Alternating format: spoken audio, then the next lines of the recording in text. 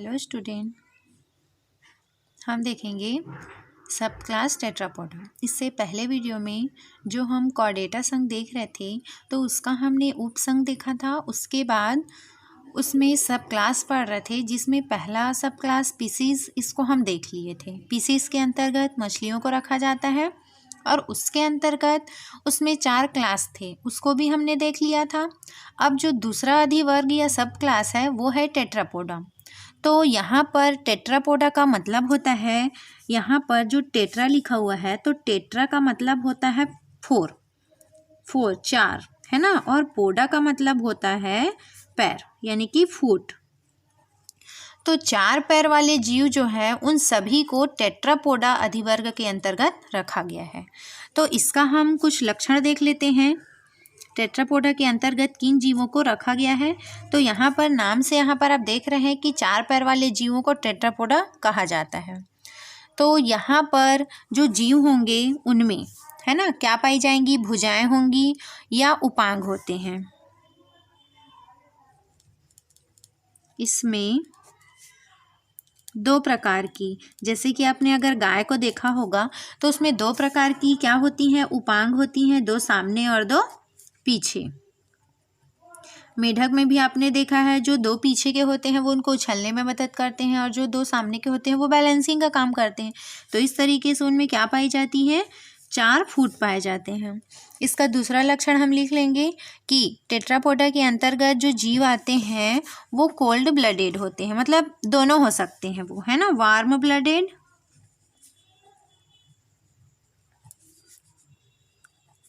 And cold blooded. जैसे हमने PCs में देखा था कि पीसीज के अंतर्गत जो मछलियां होती हैं वो केवल कोल्ड ब्लडेड ही होती हैं, लेकिन जो टेट्रापोडा अधिवर्ग है उसके अंतर्गत जो जीव आते हैं तो कुछ जीव क्या होते हैं, गर्म खून वाले होते हैं और कुछ जीव ठंडे खून वाले होते हैं, मतलब समतापी होते हैं और असमतापी, उनमें दोनों प्रकार का ब्लड पाया जाता है। आगे हम इसका एग्जाम्पल देखेंगे, जैसे कि यहाँ पर कोल्ड ब्लडेड है ना। तो कोल्ड ब्लडेड के अंतर्गत हम किसको रख सकते हैं, तो जैसे कि ये हो गए सांप वगैरह हो गए, रेप्टिलिया वर्ग हो गया, है ना, और क्या हो गया, जो उभयचर हो गए और मछलियाँ हो गई, ये तीनों क्या हैं, कोल्ड ब्लडेड होते हैं। उनका जो ब्लड होता है वो असमतापी होता है। लेकिन वार्म ब्लड के अंतर्गत जैसे हम हैं, मनुष्य हो गया, जो पक्षियां हैं वो हो गई, तो ये सब क्या है, गर्म खून वाले होते हैं, इसलिए ऐसे जीवों को वार्म ब्लडेड कहा जाता है।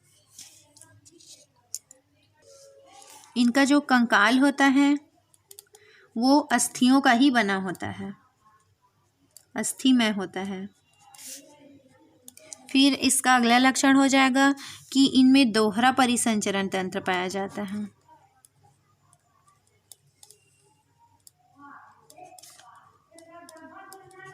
प्रेजेंट होता है। और जो टेट्रापोडा के सदस्य होते हैं उनमें जो रेस्पिरेशन या श्वसन होता है वो केवल और केवल लंग्स के ही द्वारा होता है। जैसे पीसीज में क्या था, उनमें गिल्स पाए जा रहे थे, क्योंकि मछलियाँ पानी में रहती हैं तो पानी के लिए गिल्स क्या करता है, श्वसन अंग होता है। उसी प्रकार से जो टेट्रापोडा होंगे तो इसके कुछ जीव पानी में भी रहते हैं, कुछ जीव थल में भी रहते हैं। तो इनमें जो रेस्पिरेशन होता है उसके लिए लंग्स पाए जाते हैं, फेफड़ा होता है। तो इसके हम क्या देख लेते हैं, अब इनमें जो टेट्रापोडा है उसको भी 4 वर्गों में डिवाइड किया गया है। कितने वर्गों में डिवाइड किया गया है इनको, 4 वर्गों में। यदि हम इसका क्लास देखेंगे, क्लास का मतलब होता है वर्ग, तो इनको फिर से 4 वर्गों में डिवाइड किया गया है, जिसमें पहला वर्ग है एम्फीबिया। पहला वर्ग है एम्फीबिया। मछली के बाद पीसीज में क्या था, केवल फिश को रखा गया था, तो फिश के बाद कौन से जीव आते हैं, एम्फीबिया वर्ग के लोग आते हैं। दूसरा, एम्फीबिया के बाद आता है रेप्टिलिया। रेप्टिलिया का मतलब होता है सरीसृप, है ना, ये एम्फीबिया का मतलब होता है उभयचर। जैसे कि मेढक, मेढक एम्फीबिया वर्ग का सदस्य है। रेप्टिलिया का मतलब होता है सरीसृप, यानी कि सरीसृप का मतलब क्या होगा, जो रेंगने वाले जीव होते हैं उन सभी को रेप्टिलिया वर्ग में रखा गया है। जैसे कि सांप हो गए, है ना। और क्या हो गए, कछुए हो गए। कछुआ भी क्या है, एक रेप्टिलिया का ही सदस्य है वो। और क्या हो गए, जो छिपकली वगैरह हैं, जो आप देखते हैं लिजार्ड वगैरह, वो सभी क्या है, सरीसृप के अंतर्गत आते हैं। उसके बाद अगला क्लास होगा एवीज। एवीज मतलब जितने भी पक्षी वर्ग होते हैं, जो उड़ने वाले होते हैं, वो सभी एवीज के अंतर्गत आते हैं। और लास्ट एंड चौथा क्लास है मैमेलिया। मैमेलिया का मतलब होता है जिन जीवों में स्तन पाया जाता है, यानी कि स्तनधारी होते हैं, जो अपने बच्चों को दूध पिलाते हैं और जो बच्चे देने वाले होते हैं, वो सभी मैमेलिया के अंतर्गत आते हैं। जितने भी पक्षी वर्ग के जीव हैं वो सभी एविस क्लास में आते हैं। जितने भी रेंगने वाले जीव हैं, जैसे कि कछुआ हो गया, छिपकली हो गया, है ना, एग्जाम्पल मैं यहाँ पर लिख देती हूँ, जैसे कि उभयचर है ना। तो उभयचर के अंतर्गत जितने भी मेढक हैं, मेढक सब आते हैं। इसमें एक और भी है जिसको सिलेमेंडर कहा जाता है, वो भी क्या है, उभयचर में ही आता है। इसको लिख लेते हैं हम। सिलेमेंडर एक छिपकली के समान जीव होता है जो पानी में भी रह सकता है और बाहर भी रहता है। तो जो ऐसे जीव जो पानी में रहते हैं और बाहर भी रह सकते हैं, वो एम्फीबिया के अंतर्गत आते हैं। रेप्टिलिया में आप लिख सकते हैं सांप, कछुआ, छिपकली। पक्षी में आप लिख सकते हैं जितने भी जो पक्षी वर्ग के आते हैं।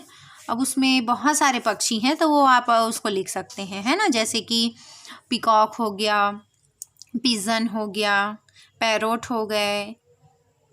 ऐसे करके बहुत सारे पक्षी वर्ग में चूँकि बहुत सारे जीव आते हैं, इसलिए जितने भी हैं वो सब एविस क्लास में आते हैं। मेमेलिया के अंतर्गत जैसे कि चमगादड़ है। चमगादड़ इसलिए लिखा जा रहा है क्योंकि कन्फ्यूज़न होता है कि चमगादड़ में भी पंख पाए जाते हैं, वो उड़ने वाला जीव है, लेकिन चमगादड़ क्या है, मैमेलिया है, उनमें वो बच्चे देते हैं, उनमें स्तन पाया जाता है ना। वो अपने बच्चों को दूध पिलाते हैं, उनका कान का पिन्ना पाया जाता है, उनके शरीर पर हेयर पाए जाते हैं। तो ये सभी क्या है कि मैमेलिया के उनमें लक्षण पाए जाते हैं, इसलिए जो चमगादड़ होता है वो मैमेलिया के अंतर्गत आता है। ठीक है, मनुष्य हो गया, गाय, भैंस, कुत्ता, बिल्ली, जितने भी जीव हैं जो बच्चे देते हैं और दूध पिलाते हैं, है ना, शेर, हाथी, ये सब क्या है, मैमेलिया के अंतर्गत आते हैं। तो इस तरीके से अब हम क्या देखेंगे, एक एक को डील करेंगे, इनका लक्षण देखेंगे और एग्जाम्पल देखेंगे। तो सबसे पहला क्लास हम यहाँ पर देखते हैं एम्फीबिया के बारे में। तो चलिए हम सबसे पहला क्लास देखेंगे एम्फीबिया के बारे में। तो इसका हम लक्षण देखते हैं कि एम्फीबिया में क्या क्या लक्षण होते हैं। तो सबसे पहले एम्फीबिया का मतलब होता है उभयचर, है ना। तो एम्फीबिया के अंतर्गत जो जितने भी जीव आते हैं, तो ये जीव क्या होते हैं, उभयचर होते हैं। उभयचर होते हैं मतलब उभयचर का मतलब होता है कि वो जल में और थल में दोनों में रह सकते हैं, जलीय व थलीय दोनों में जो रह सकते हैं उनको कहा, मतलब जिनका आवास होता है ना, जलीय और थली नहीं, जो उनका आवास होता है वो जल में भी रह सकते हैं और थल में भी रह सकते हैं, उभयचर कहलाते हैं। दूसरा हम लिख लेंगे, आपने देखा होगा, जैसे हम यहाँ पर एग्जाम्पल में मेढक ले रहे हैं, तो मेढक का आपने स्किन को देखा होगा, क्या होता है, उनकी जो त्वचा होती है वो नमी युक्त होती है। तो त्वचा क्या होता है, नम होता है, और प्लस क्या होता है, चिकनी होती है वो, है ना। और उनकी जो त्वचा होती है उनमें ग्रंथि पाई जाती है ना, ग्रंथियों से युक्त होती हैं। जो उनकी त्वचा होती है उनमें ग्लैंड्स पाए जाते हैं, जो क्या करता है, एक तरल पदार्थ का सिक्रेशन करता है, जो उसके त्वचा में नमी बनाए रखने में उनको मदद करता है। उसके पश्चात मेढक में, है ना, कोई भी प्रकार का बाह्य कंकाल नहीं पाया जाता।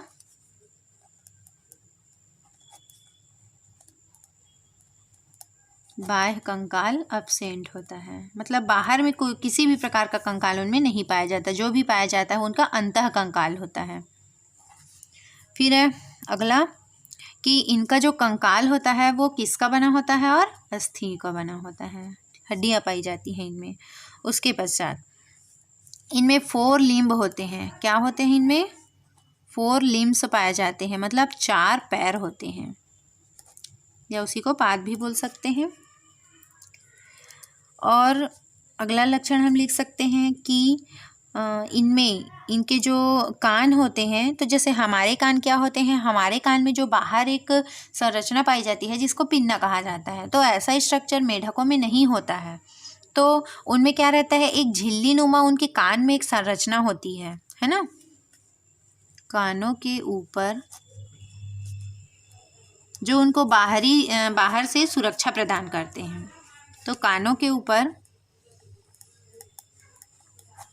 झिल्ली नुमा संरचना होती है, जिसको क्या बोलते हैं, जिसको कहा जाता है टिम्पैनम। टिम्पैनम कहा जाता है, जिससे ध्वनि जो तरंग है वो इसी टिम्पैनम से अंदर जाती है और उनको किसी भी चीज़ का आहट पता चलता है।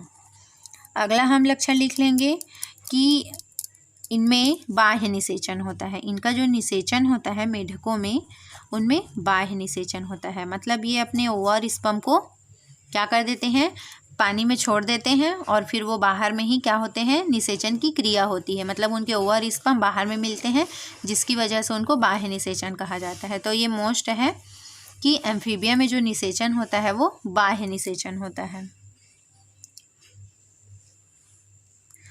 उसके बाद जो इनकी उंगलियां होती है ना, तो जैसे हमारी उंगलियों में क्या पाए जाते हैं, नाखून, नेल्स पाए जाते हैं, लेकिन ऐसा मेढकों में नहीं होता है। तो ये सब कॉमन से लक्षण हैं। अब इसका हम एग्जाम्पल देख लेते हैं कि क्या क्या एम्फीबिया के अंतर्गत आते हैं। तो इसका एग्जाम्पल हो जाएगा पहले सिलामेंडर, दूसरा एग्जाम्पल आप लिख सकते हैं हाइला। ये क्या है, एक मेढक की ही प्रजाति होती है। राना टिग्रीना मेढक का साइंटिफिक नाम है ना। तो राना भी है। एक टोड आता है, जो बहुत बड़े वाले जो मेढक आते हैं उसको टोड कहा जाता है, ठीक है। इसको ब्यूफो भी बोलते हैं। जो बड़ा वाला मेढक होता है वही है टोड। तो मेढकों की भी कई प्रकार की प्रजातियां होती हैं। तो जितने भी सभी मेढक हैं उसको किस वर्ग में रखा गया है, एम्फीबिया में रखा गया है। अब हम इसका एक डायग्राम देखते हैं।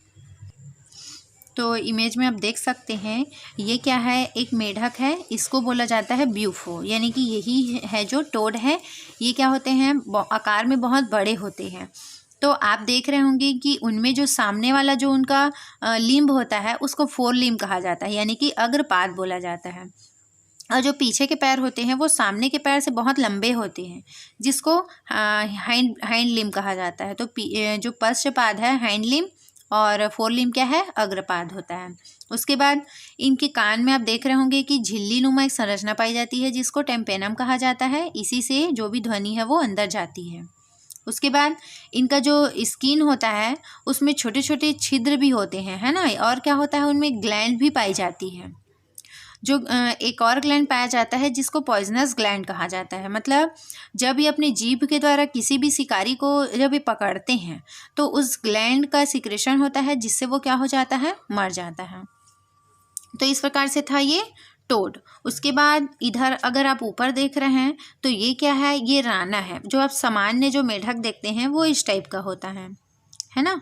और ये जो आप देख रहे हैं ये हाइला है। ये क्या है, बहुत चिकनी होती है और जनरली ये हरे कलर के होते हैं, है ना। पेड़ पौधों में अगर ये रहते हैं तो कलर की वजह से ये पहचान में नहीं आते हैं। इसका कारण ये है कि ये अपने आप को बचाते हैं शिकारियों से, ठीक है। और ये जो अगर कहीं भी अगर ये चिपकते हैं तो बहुत मुश्किल से निकल पाते हैं। तो ये भी क्या है, एक मेढक की ही प्रजाति होती है। उसके बाद आप ऊपर अगर देखेंगे तो जो आपको बी वाला जो संरचना दिखाई दे रहा है, ये इसका नाम है इक्थियोफिस। तो ये नाम तो इसका इक्थियोफिश है, लेकिन ये कौन सा जीव है, ये उभयचर है। क्योंकि जब ये अपने अंडे देते हैं तो ये अंडे देने के लिए बाहर में रहते हैं, उसके बाद ये पानी में जाते हैं। तो इस तरीके से ये दोनों में रहते हैं। इसलिए इक्थियोफिस जो है वो किसके अंतर्गत आता है, एम्फीबिया क्लास के अंतर्गत आता है। और ये अपने एग देते हैं, तो इस प्रकार से वो संरचना बनाकर उस एग को सुरक्षित रखते हैं ये। उसके बाद ये जो आप देख रहे हैं रैकोफोरस, ये बहुत ही पतले होते हैं और इनका जो मतलब ये किसी भी अगर सतह से चिपकते हैं तो ये निकल नहीं पाते हैं, है ना। तो ये भी एक मेढक की ही प्रजाति है। और ऊपर एक जो डायग्राम दिख रहा है जो आप छिपकली के समान देख रहे होंगे, ये है सिलामेंडर। ये हल्के डार्क कलर में होते हैं, ग्रीन टाइप से, और ये पानी में भी रह सकते हैं और बाहर भी रहते हैं। तो इस प्रकार से ये सभी जीव क्या हैं, उभयचर जीव हैं। इनको एम्फीबिया वर्ग में रखा गया है। तो जैसे कि अगर एग्ज़ाम में आता है कि क्लास एम्फीबिया को समझाइए, तो आप उसका लक्षण लिखकर इसमें से कोई उदाहरण 2-3 उदाहरण लिखकर एक आध दो का आप डायग्राम बना सकते हैं। पूरे को बनाने की यहाँ पर आवश्यकता नहीं होती है। तो इस तरीके से था ये एम्फीबिया का लक्षण। यहाँ पर निषेचन बाह्य होता है और इसमें एक पॉइंट और है कि इनमें जो श्वसन होता है, श्वसन वो लंग्स के द्वारा भी होता है, फेफड़ों के द्वारा, और एक त्वचा के द्वारा भी होता है। तो त्वचा के द्वारा इसमें क्वेश्चन आता है कि त्वचा के द्वारा रेस्पिरेशन की क्रिया किन जीवों में होती है। तो जो स्किन से रेस्पिरेशन करते हैं वो जीव है एम्फीबिया। उसके बाद अगला क्लास हम देखेंगे क्लास रेप्टिलिया। अब दूसरा क्लास या वर्ग देखते हैं रेप्टिलिया। तो यहाँ पर रेप्टिलिया के अंतर्गत जितने भी रेंगने वाले जीव होते हैं, रेंगने वाले जीव, उन सभी को रेप्टिलिया वर्ग में रखा गया है। तो आप सभी जानते होंगे कि कौन रेंगने और चलने में क्या अंतर होता है। रेंगने का मतलब होता है कि जब जीव चलते हैं तो उनके पैर क्या होते हैं, उठते नहीं हैं, है ना। वो क्या करते हैं, जो घिसटते रहते हैं। तो ऐसे चलना को बोलते हैं रेंगना। जैसे कि आपने सांप को ही देखा होगा, सांप के जब चलते हैं वो, तो उनके पैर तो नहीं होते हैं, लेकिन वो अपने शरीर को क्या करते हैं, उनकी जो मांसपेशियाँ होती हैं वो क्या होती हैं, फ्लेक्सिबल होती हैं, और क्या करते हैं, वो घिसलाते हुए आगे बढ़ते हैं। तो ऐसे जो मूवमेंट होता है जीवों में, उसको रेंगना कहते हैं। कछुआ भी उसी तरीके से होता है, उसके पैर क्या हैं, खिसकते रहते हैं लेकिन उठते नहीं हैं। तो ऐसे जीवों को रेंगने वाले जीव कहा जाता है। तो यहाँ पर यदि हम लक्षण देखेंगे तो रेप्टिलिया वर्ग के जो जीव हैं वो क्या होते हैं, रेंगने वाले जीव होते हैं। ये जीव रेंगने वाले होते हैं। और ये रहते कहाँ हैं, तो रेप्टिलिया वर्ग के जो जीव हैं वो, ये जीव अधिकांश बीलों में रहते हैं। कहाँ रहते हैं ये, बीलों में।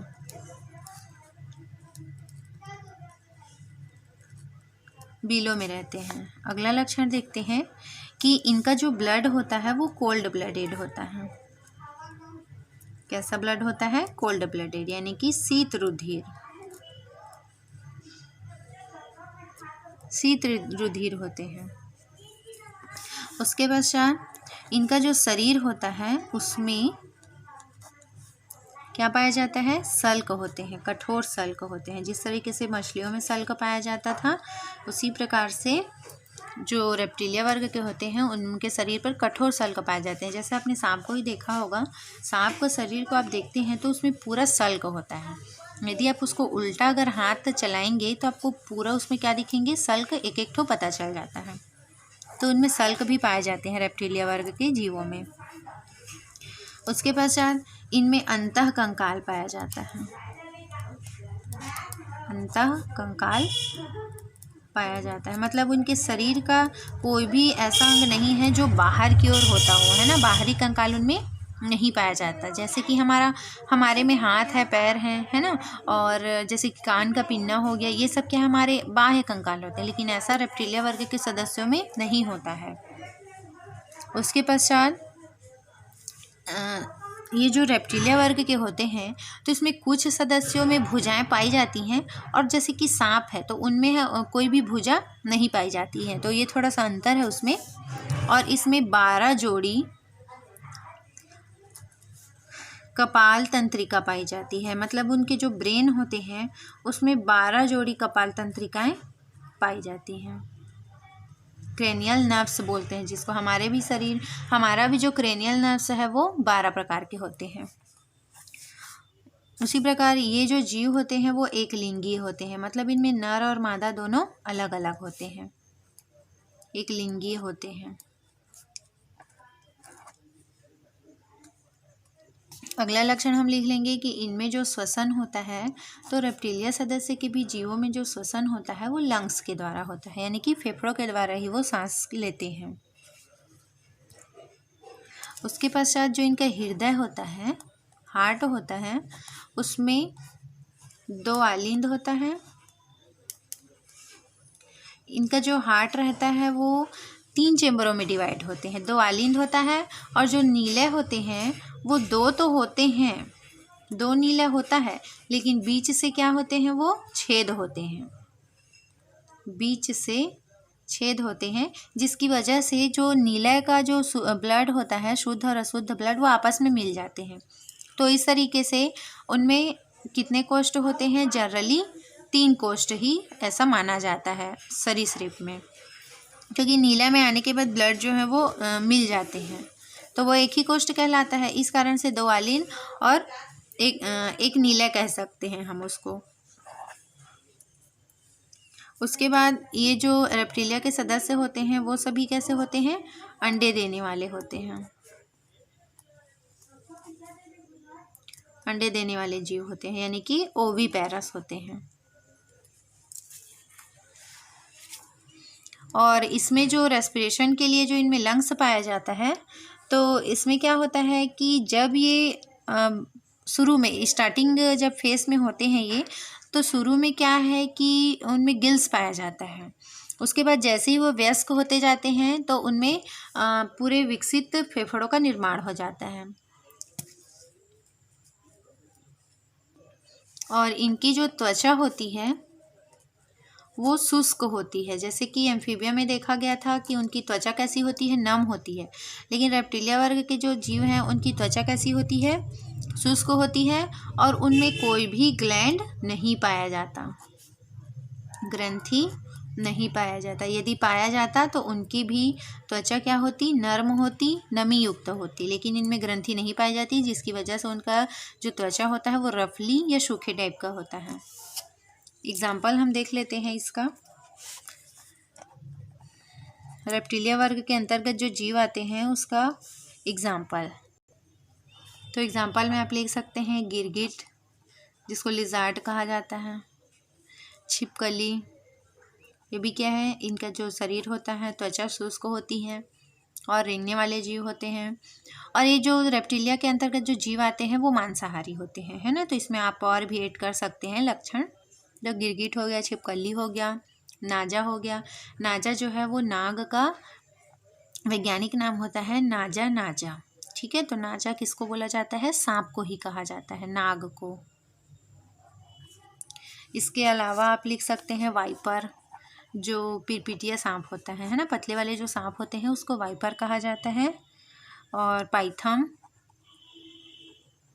पाइथन ये क्या है, अजगर है, अजगर, ये सभी रेप्टिलिया वर्ग के ही अंतर्गत आते हैं। और कछुआ भी, कछुआ, ठीक है, तो ये भी क्या है, रेप्टिलिया का ही सदस्य है। और जो मगर वगैरह हैं ये भी क्या है, रेप्टिलिया के ही सदस्य होते हैं। मगर हो गया, घड़ियाल हो गया, ये जितने भी जीव दिख रहे हैं वो सभी क्या है, रेप्टिलिया का ही सदस्य है, और इनमें इसी टाइप का ही लक्षण इसमें पाया जाता है। इमेज में आप देख सकते हैं ये जो आपको दिखाई दे रहा है ये सभी रेप्टिलिया के ही सदस्य होते हैं।